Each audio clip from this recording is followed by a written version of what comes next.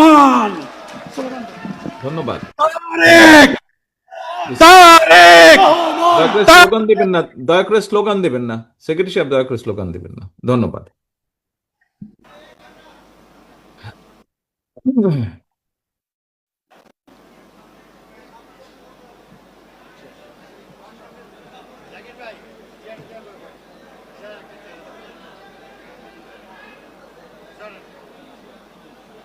বিসমিল্লাহির রহমানির রহিম।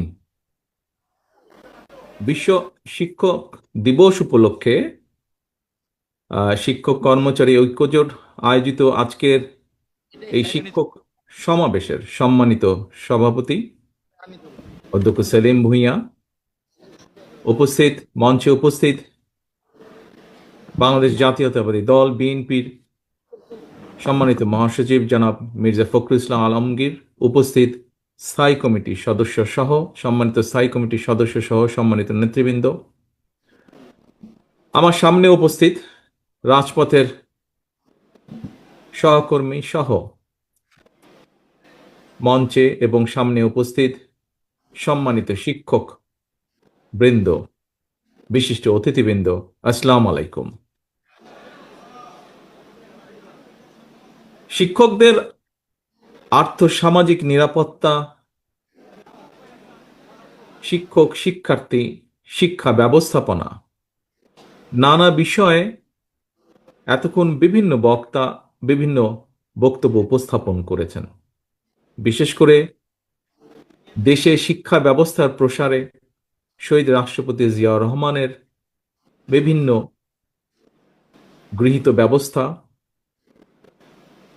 শিক্ষা প্রতিষ্ঠানে এমপিওভুক্তকরণ সহ দেশনেত্রী খালেদা জিয়ার সময় গৃহীত বিভিন্ন ব্যবস্থা যেগুলো গ্রহণ করা হয়েছিল, এই সবগুলো বিষয়ে আপনাদের বিভিন্ন বক্তার বক্তব্যে ফুটে উঠেছে।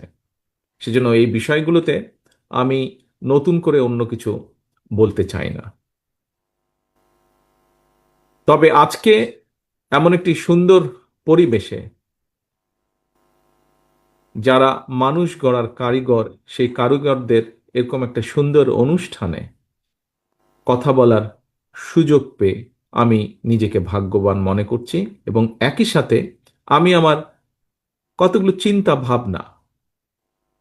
চিন্তা ভাবনা এই মানুষ গড়ার কারিগরদের সামনে তুলে ধরতে চাই। সম্মানিত শিক্ষকবৃন্দ, অতীতের ভালো দৃষ্টান্তগুলো থেকে অভিজ্ঞতা অর্জন এবং খারাপ দৃষ্টান্তগুলো বর্জনের মধ্যে দিয়ে একটি সুন্দর, সমৃদ্ধ, একটি প্রত্যাশিত বাংলাদেশ গড়ার পরিকল্পনা বাস্তবায়নই হোক আমাদের আজকের এবং আগামী দিনগুলোর অঙ্গীকার। প্রিয় সম্মানিত উপস্থিতিবৃন্দ, বিশ্ব এখন আর্টিফিশিয়াল ইন্টেলিজেন্সের যুগে প্রবেশ করেছে। জ্ঞানে বিজ্ঞানে বিশ্বের বিভিন্ন দেশ এগিয়ে যাচ্ছে। অসম্ভব প্রতিযোগিতামূলক এই বিশ্বে সমান সম্মান এবং মর্যাদার সঙ্গে যদি আমরা একটি প্রভাবশালী রাষ্ট্র হিসাবে টিকে থাকতে চাই, তাহলে এই মুহূর্তে সবচেয়ে বড় চ্যালেঞ্জ আমাদেরকে মেধা, মননে, জ্ঞানে, বিজ্ঞানে অবশ্যই সমৃদ্ধ হতে হবে। আমাদের যে রাষ্ট্র, সেই রাষ্ট্রকে প্রতিষ্ঠিত করতে হবে জ্ঞান ভিত্তিক সমাজের উপরে, এবং দেশের শিক্ষকগণই হচ্ছেন জ্ঞান ভিত্তিক রাষ্ট্র সমাজ গড়ার অন্যতম প্রধান হাতিয়ার।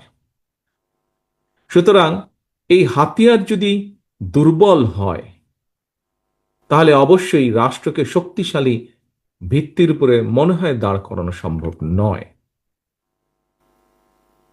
শিক্ষক সম্পর্কে বিখ্যাত সায়েন্টিস্ট আলবার্ট আইনস্টাইন একটি কথা বলেছিলেন। কথাটি খুব সম্ভব এইরকম: সৃষ্টিশীল প্রকাশ এবং জ্ঞানের মাধ্যমে বা জ্ঞানের মধ্যে আনন্দ জাগ্রত করা হলো শিক্ষকদের সর্বপ্রধান শিল্প বা আর্ট।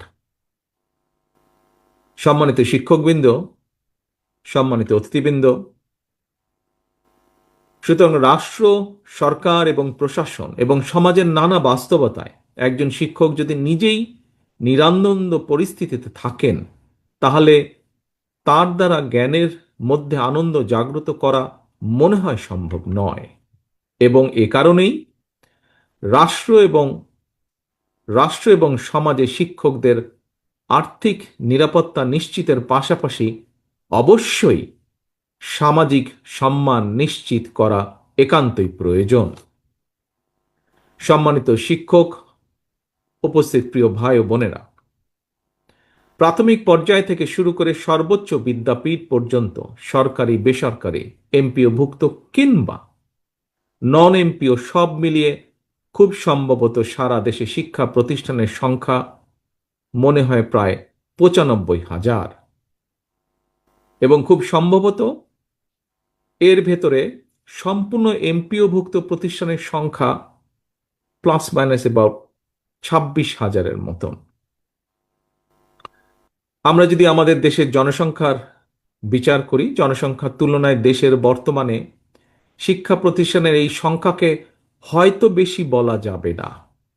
তবে আমরা সবাই মিলে যদি, শিক্ষক, শিক্ষার্থী সবাই মিলে আমরা এই শিক্ষা প্রতিষ্ঠানগুলোর গুণগত মান নিশ্চিত করতে পারি এবং আমাদের শিক্ষার ভিত্তি, স্কুল কলেজ পর্যায়ে শিক্ষার ভিত্তি আন্তর্জাতিক মান সম্পন্ন করতে পারি, একই সাথে অপরদিকে বিশ্ববিদ্যালয়গুলোকে শিক্ষা এবং গবেষণার প্রাণকেন্দ্রে পরিণত করতে পারি, তাহলেই আমাদের লক্ষ্যে আমরা ধীরে ধীরে এগিয়ে যেতে পারব।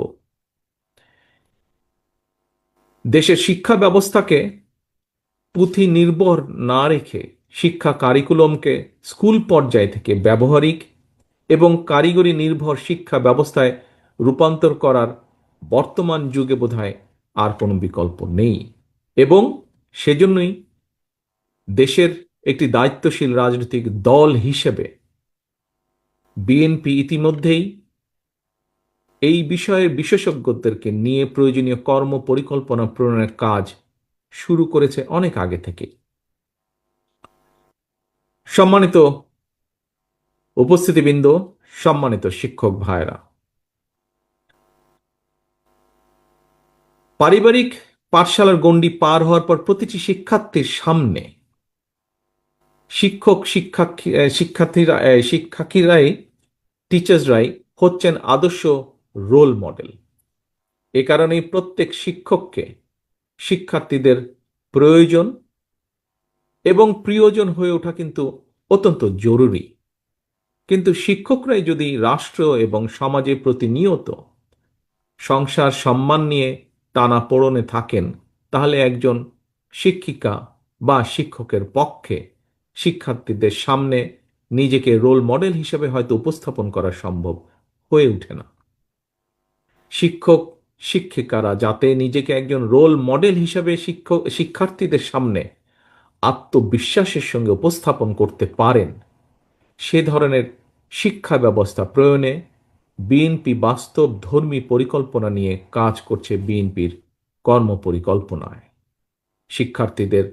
শিক্ষকদের আর্থিক এবং সামাজিক নিরাপত্তা নিশ্চিতের ব্যাপারেও আমরা সুনির্দিষ্ট এবং বাস্তবমুখী পদক্ষেপ কি কি গ্রহণ করা যায় সেগুলোর ব্যাপারে আমরা কাজ করছি।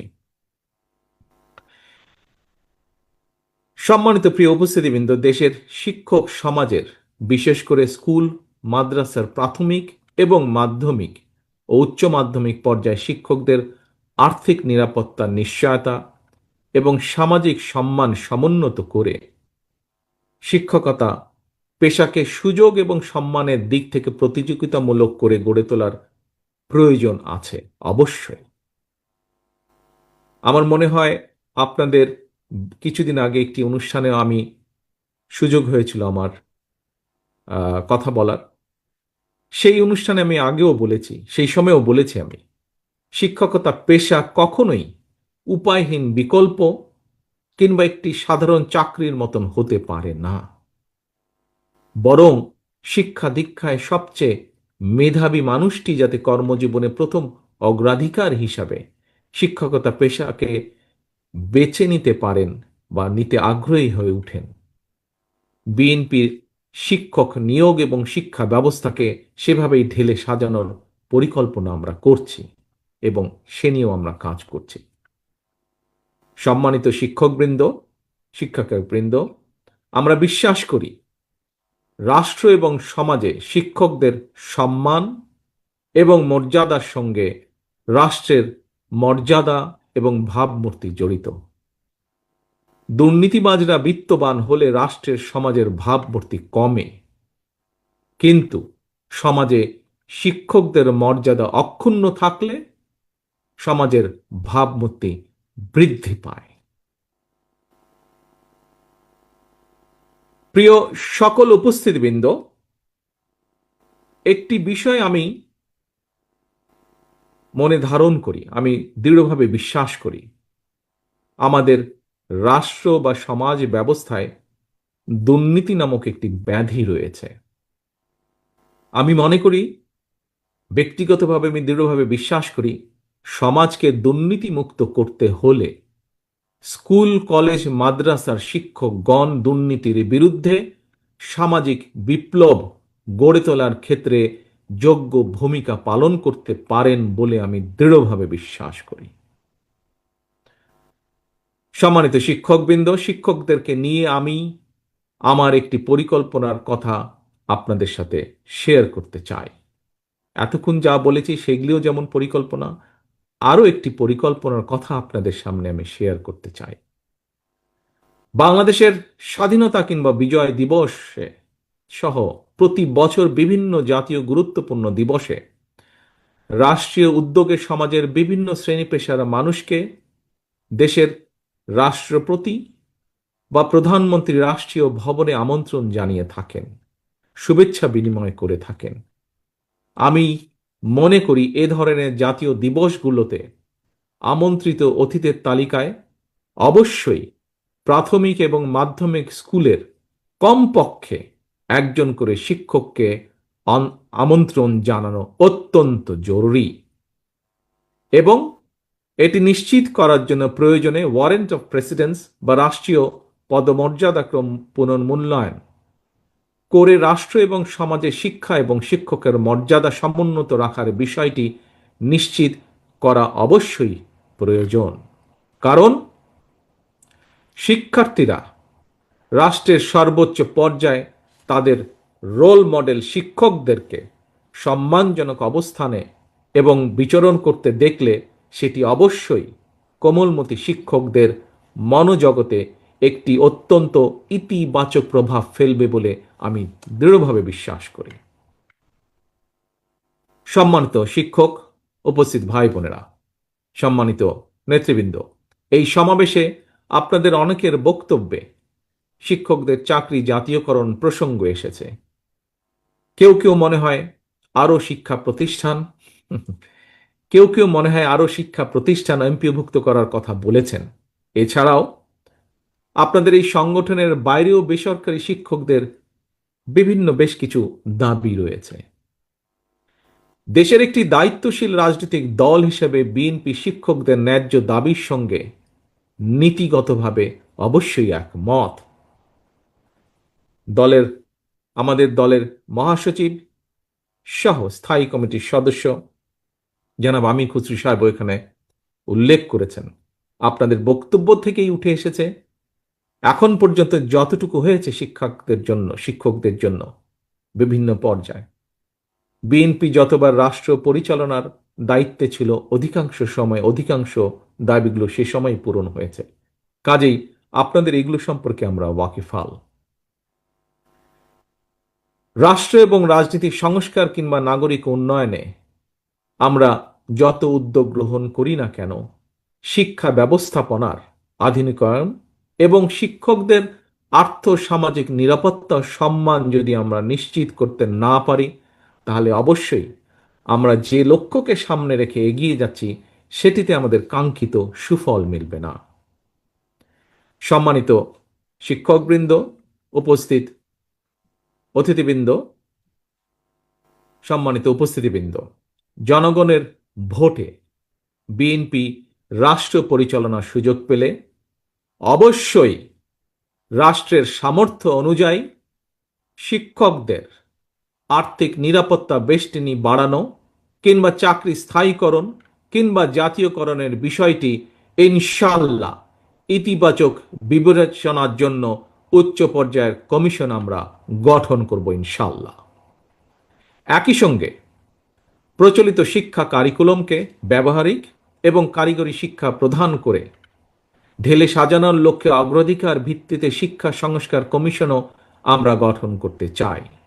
নৈতিকতা এবং ধর্মীয় সামাজিক মূল্যবোধের আলোকে কর্মমুখী শিক্ষা ব্যবস্থা প্রবর্তন এবং শিক্ষা ব্যবস্থার আধুনিকরণে জরুরি ভিত্তিতে পদক্ষেপ গ্রহণ করা যদি না যায়, তাহলে এই কম্পিটিশনের বিশ্বে আমাদের দেশ হিসাবে, জাতি হিসাবে টিকে থাকা অত্যন্ত কঠিন হবে।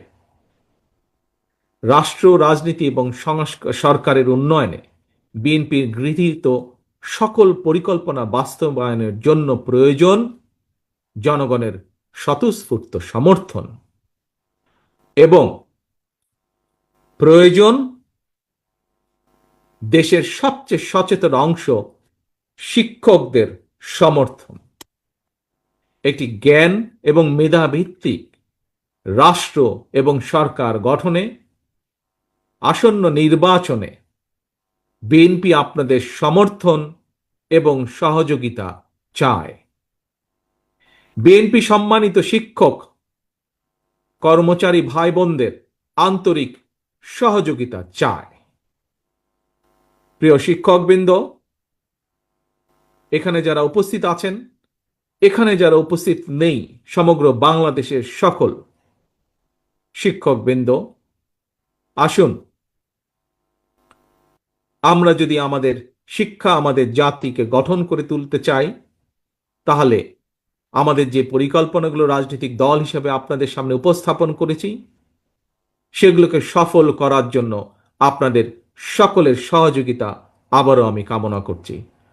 সেই সহযোগিতা প্রত্যাশা করে, সেই সাহায্য প্রত্যাশা করে আমার আজকের বক্তব্য আমি শেষ করছি। পরিশেষে আবারও দেশের সকল শিক্ষকদের প্রতি শ্রদ্ধা জানিয়ে আমার বক্তব্য শেষ করছি। আল্লাহ হাফেজ। বাংলাদেশ জিন্দাবাদ। বাংলাদেশ জাতীয়তাবাদী দল জিন্দাবাদ। আসসালামু আলাইকুম।